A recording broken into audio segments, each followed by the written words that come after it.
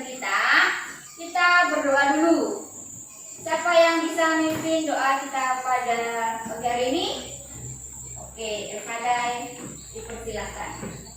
Marilah kita berdoa. Dalam nama Bapa, Putra, dan Roh Kudus. Amin. Bapa yang Maha Kasih, doa ini kami sampaikan melalui perantaraan Yesus Kristus, Juru Selamat kami. Amin. Dalam nama Bapa, dan Putra, dan Roh Kudus. Amin. Baik, untuk hari ini semuanya hadir? Absen dulu ya. Ariel, Vincentius Arjuna, Matias Marlo. Ada yang belum dipanggil? Kita semua ya. Oke. Ada yang masih ingat pelajaran minggu lalu? Apa itu? Hukuman mati. Baik. Minggu lalu kita belajar tentang hukuman mati. Nah, menurut ajaran gereja Katolik, bagaimana tentang hukuman mati? Apakah diperbolehkan? Ya. Alasannya?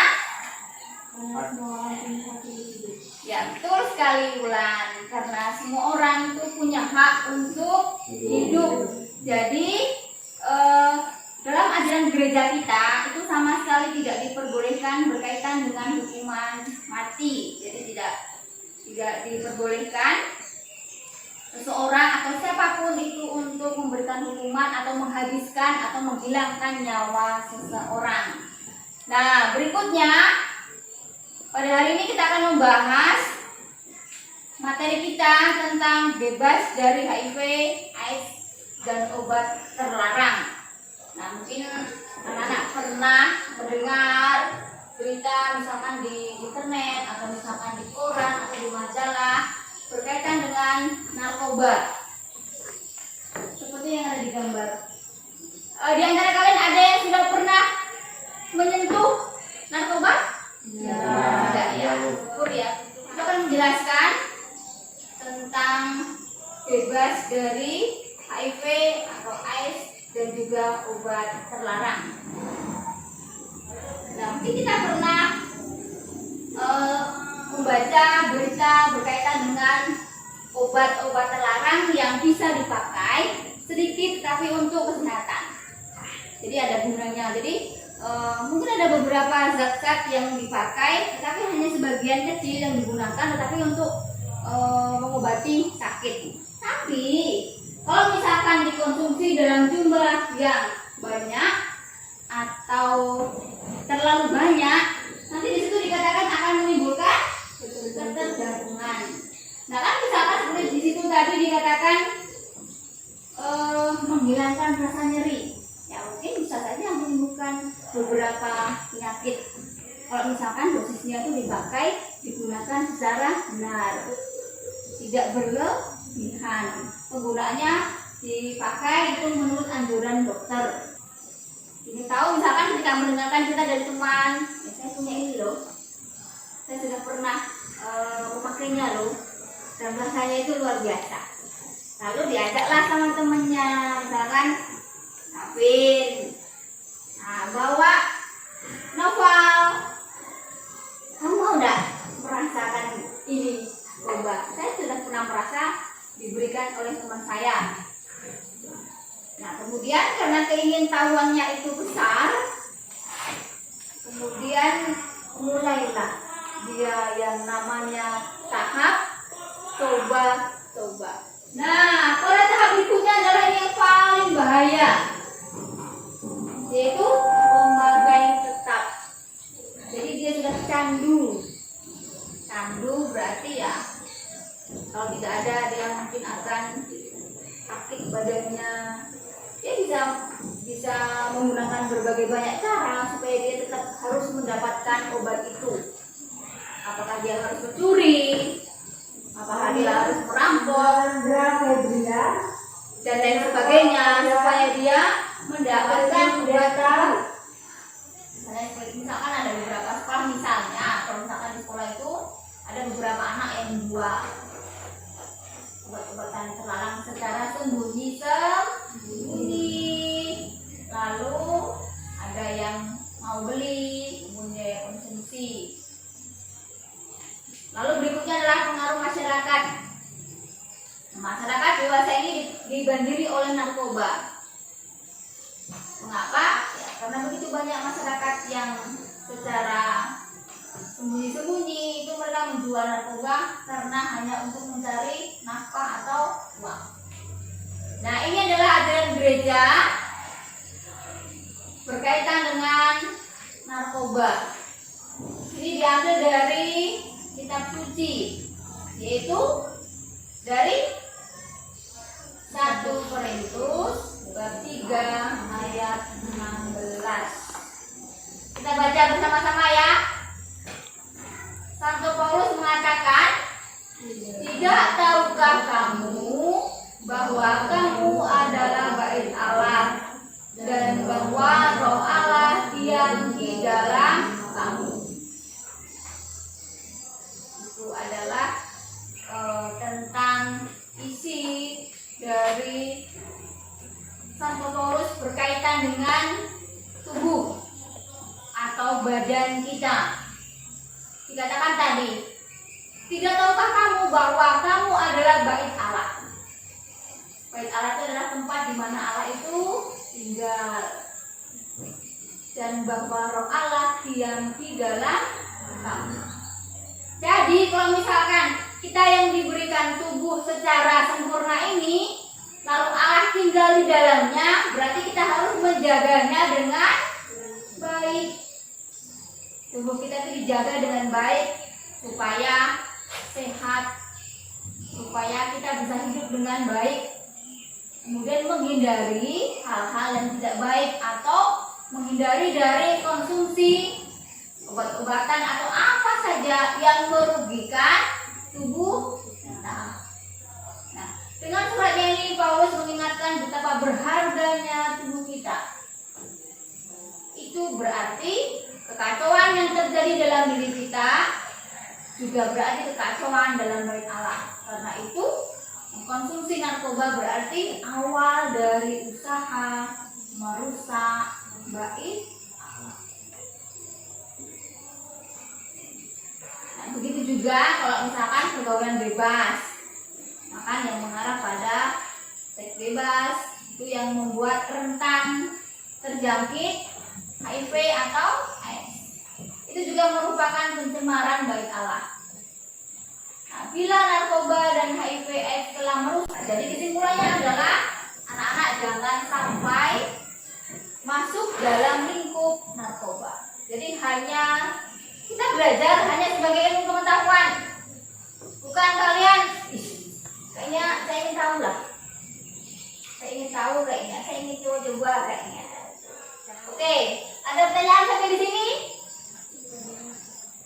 Ada? Ya, silakan Bulan.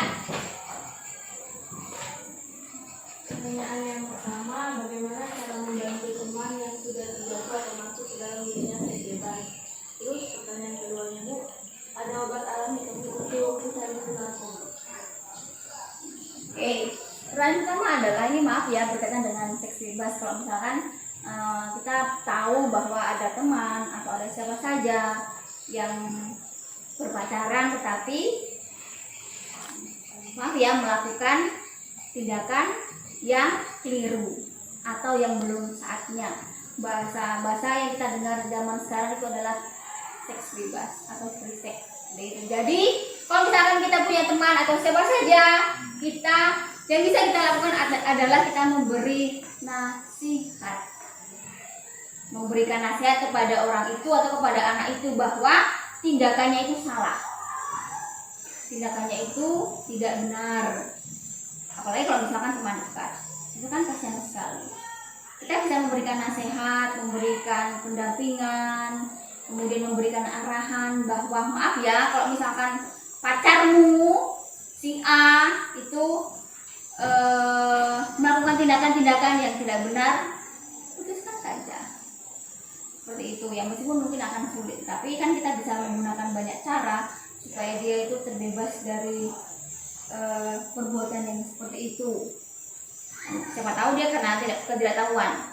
Kalau misalkan karena ketidaktahuan berarti kita yang memberitahu, kita yang kasih tahu. Lalu berikutnya kalau obat herbal terhadap pecandu narkoba itu mesti belum pernah dengar. Tapi nanti kita akan mencarinya di media-media lain. Tapi biasanya mereka itu kalau misalkan ingin berhenti secara total, ya memang susah. Dan mereka biasanya itu dibawa di tempat rehabilitasi. Di situ kan diberikan pengarahan, diberikan nasihat, kemudian bergaul dengan orang yang baik, kemudian melupakan cara dia supaya dia konsumsi itu dengan kegiatan-kegiatan yang lain, misalkan olahraga. Oke, materi hari ini jelas? Jelas ya. Baik, kalau jelas berarti mesti memberikan soal.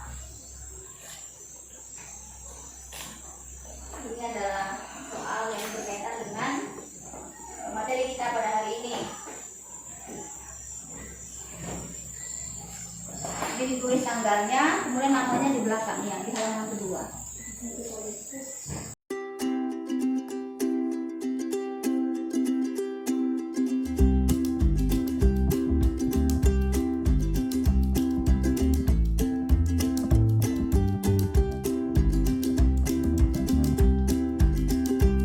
Nah, nanti untuk soal yang kelima, soal yang terakhir, nanti itu PR ya.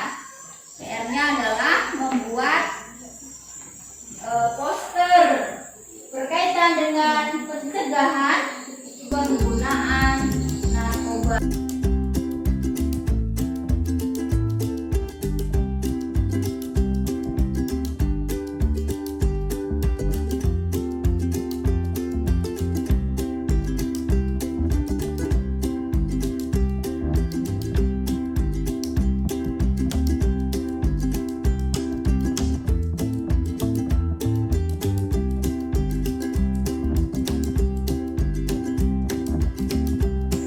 Oke anak-anak, bagaimana? Sudah selesai?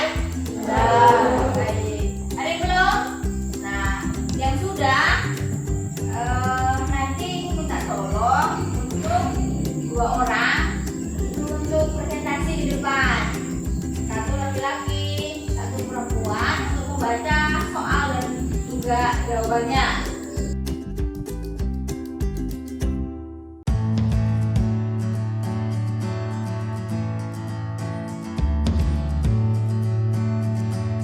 Baik, saya akan menjelaskan dan menjawab dari semua pertanyaan-pertanyaan yang ada. Nomor 1, temukan teks kitab suci yang berbicara tentang kesucian tubuh manusia yang harus diisi Adam. Jawaban saya, Yesaya bab 5 ayat 11 terjemahan baru.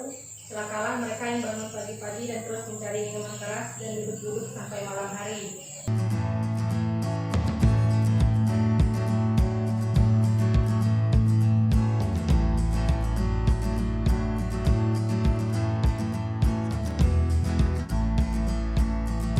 Oke, terima kasih tepuk tangan. Berikutnya Ariel, persilahkan. Ya, saya akan mempresentasi jawaban saya. Yang pertama, temukan teks kitab suci yang berbicara tentang kesucian tubuh manusia yang harus dijaga. Saya ambil dari yang tadi itu dibaca 1 Korintus ayat 3 ayat 6. Oke, terima kasih Ariel. Tepuk tangan. Baik, kalau sudah semua berarti minta tolong Noval untuk mengumpulkan jawabannya.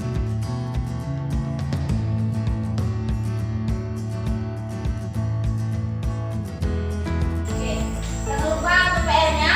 PR-nya apa itu?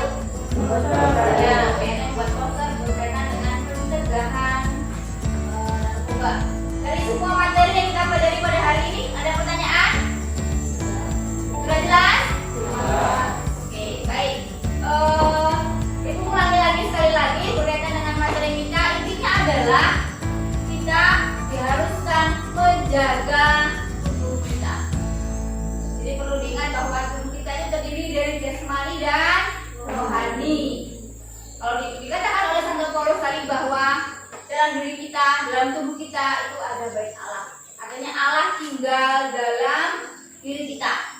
Kalau misalkan Allah tinggal dalam diri kita, berarti kita harus menjaga tubuh kita dengan baik. Kita tutup saja pembelajaran kita pada hari ini. Kemudian Tadi kita sudah awali dengan doa pembukaan, lalu kita akan mengakhirinya juga dengan doa penutup. Oke. Cukup untuk hari ini. Selamat pagi, sampai ketemu lagi di pelajaran berikutnya. Kita tutup dengan doa. Siapa yang bisa bikin doa? Oke, baik, silahkan Ari. Kita nyanyikan lagu Tanda Salib ya, bersama-sama ya. Dalam nama Bapa, dalam nama Putra, dan dalam Roh Kudus. Amin, amin, amin. Marilah berdoa. Ya Bapa yang penuh kasih, pada akhir pelajaran kami hari ini, kami demikian doa ini kami sampaikan kepada Bapa melalui penantangan Yesus Kristus, Guru dan Juru Selamat kami. Amin. Salam Maria, penuh rahmat Tuhan. Terpujilah engkau di antara wanita, dan